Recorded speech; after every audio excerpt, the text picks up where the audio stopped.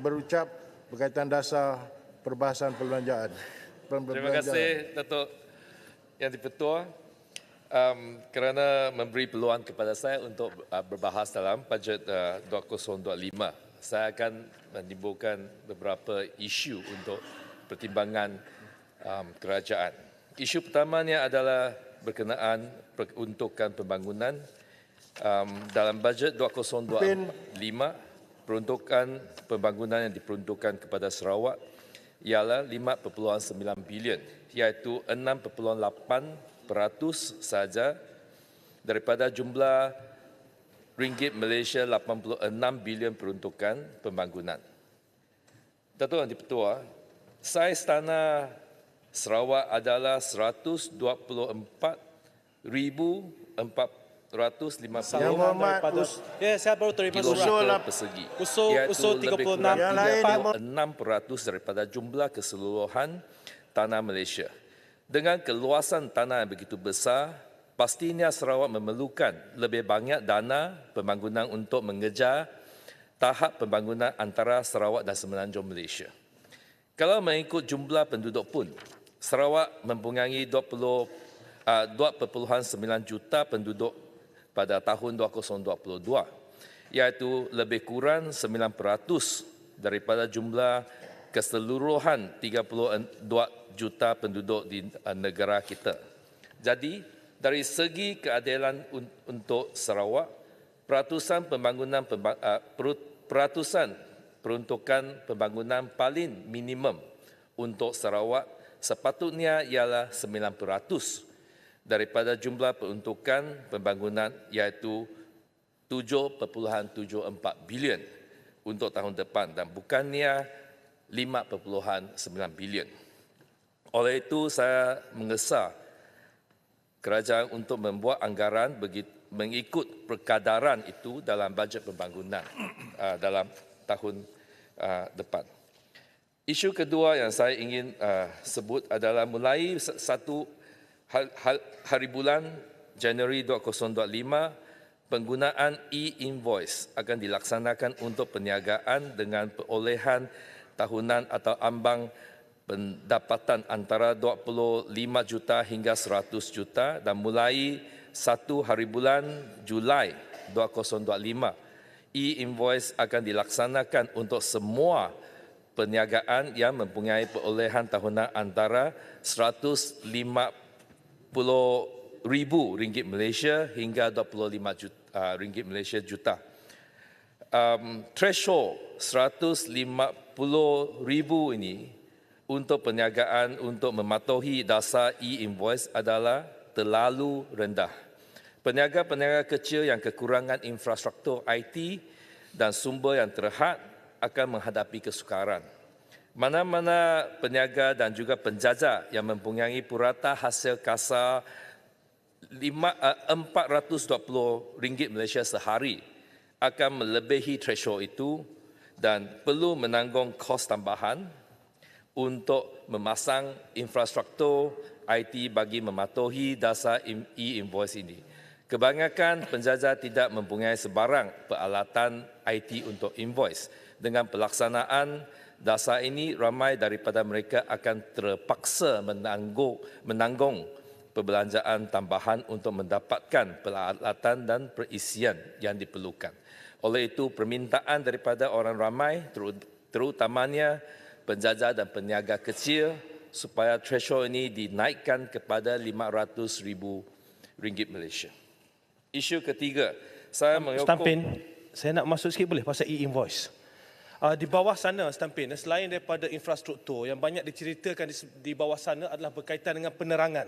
Kita terima banyak aduan daripada peniaga-peniaga kecil dan sederhana khususnya di bawah sana bahawa tidak ada satu program penjelasan oleh kerajaan kepada peniaga-peniaga berkaitan dengan invoice. Kalau ada pun banyak yang kena bayar. Yang ni yang ramai komplain, ada yang nak kena bayar 500, ada yang nak kena bayar 600. Jadi kita mohon pada kerajaan banyakkan lagi majlis atau program penjelasan pada peniaga-peniaga kecil di bawah sana. Terima kasih, Stampin.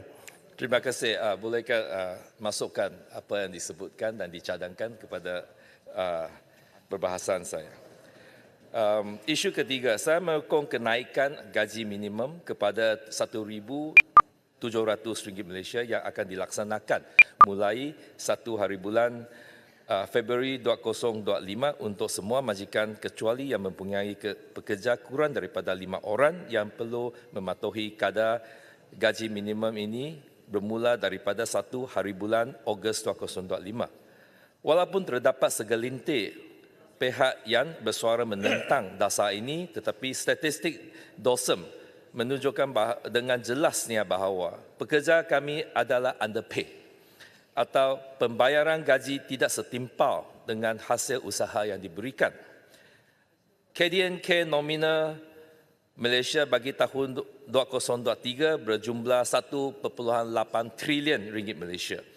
KDNK pendekatan pendapatan iaitu GDP Income Approach mempunyai dua komponen utama iaitu pampasan pekerja, compensation of employees, iaitu jumlah gaji semua pekerja di negara ini, dan gross operating surplus iaitu keuntungan semua majikan atas barangan dan perkhidmatan yang mereka hasilkan selepas mereka membayar pekerja mereka. Dalam laporan yang dikeluarkan oleh DOSM bagi tahun 2023, compensation of employees kami hanya merupakan sumbangan 33% daripada KDNK negara, manakala gross operating surplus menyumbang 65% daripada KDNK negara.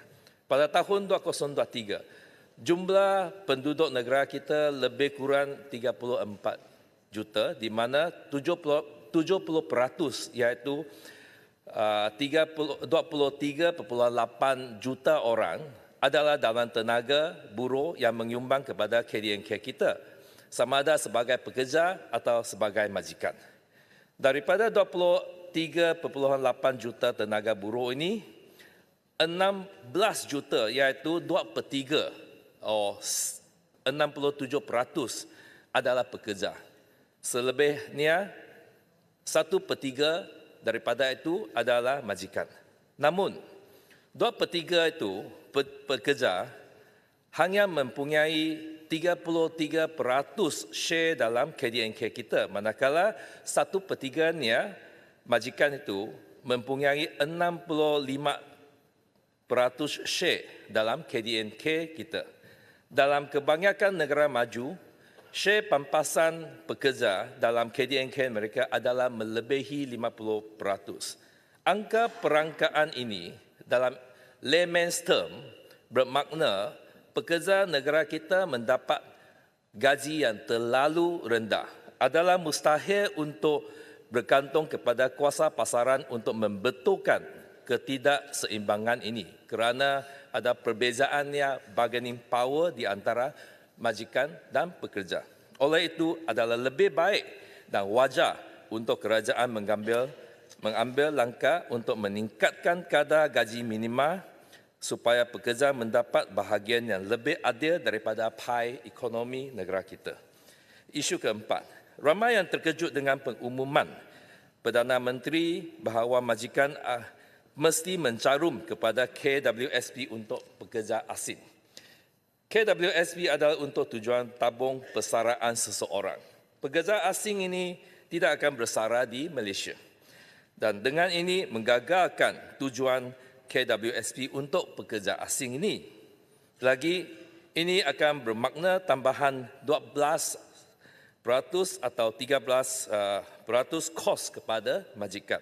Anggaran Malaysia Employers Federation adalah ia akan merupakan kos tambahan lebih kurang 8 bilion ringgit Malaysia setahun untuk majikan di negara kita.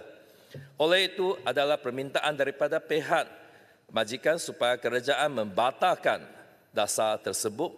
Saya juga berkongsi pandangan mereka bahawa kerajaan harus menjaga rakyat dan sektor perniagaan kita sendiri daripada memberi keistimewaan tambahan kepada pekerja asing. Oleh demikian, saya mengesah kerajaan untuk membatalkan dasar mengenai bayaran KWSP kepada majikan untuk pekerja asing. Isu kelima, walaupun saya mengakui bahawa mungkin terdapat keperluan bagi kerajaan untuk memperkenalkan subsidi petrol ron 95 bersasar. Saya rasa kerajaan harus melaksanakan dasar subsidi bersasar tersebut dengan berhati-hati. Sebagai ahli Parlimen Sarawak, saya merayu bahawa jikalau kerajaan meneruskan dasar subsidi bersasar untuk RON 95 ini, Sarawak dikecualikan daripada dasar ini, seperti dasar subsidi bersasar ke atas diesel. Sarawak merupakan negeri pengeluar minyak utama. Minyak dari Sarawak membantu menjana pendapatan yang besar untuk kerajaan persekutuan. Sejak beberapa tahun kebelakangan ini, ia juga membantu menjana pendapatan yang besar kepada kerajaan negeri melalui roti dan cukai jualan. Namun, rakyat Sarawak tidak dapat menikmati manfaat daripada sumber asli ini dan yang datang dari negeri sendiri. Harga yang lebih rendah untuk RON 95 adalah wajar untuk rakyat Sarawak di Sarawak. Oleh itu adalah rayuan saya bahawa sekurang-kurangnya rakyat Sarawak harus menikmati harga RON 95 yang lebih rendah di Sarawak. Isu keenam, iaitu berkenaan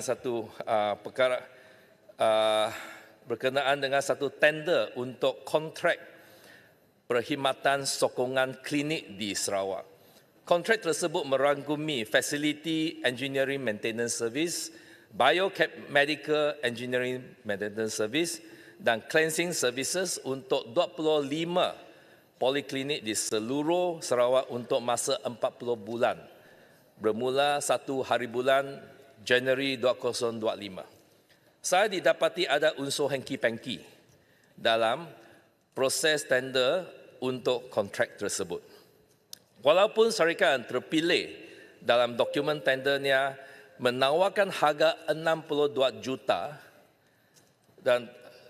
tetapi pengiraan semula oleh jawatankuasa tender itu mendapati bahawa mengikut harga terperinci yang disebutkannya, harga sebenar dalam tender yang dibentang oleh syarikat itu adalah lebih daripada 100 juta ringgit Malaysia, iaitu 67% lebih daripada harga tawaran syarikat tersebut. Pada masa ini, surat setuju terima iaitu SST belum dikeluarkan oleh Kementerian Kesihatan, dan syarikat lain yang ada juga ambil bahagian dalam tender tersebut telah kemukakan surat bantahan. Oleh itu, saya seru kepada kerajaan untuk semak semula tender itu supaya kita tidak terpedaya dan wang rakyat tidak dibazirkan. Sekian, terima kasih, Datuk Yang di-Pertua. Terima kasih Yang Berhormat Stampin. Berikut saya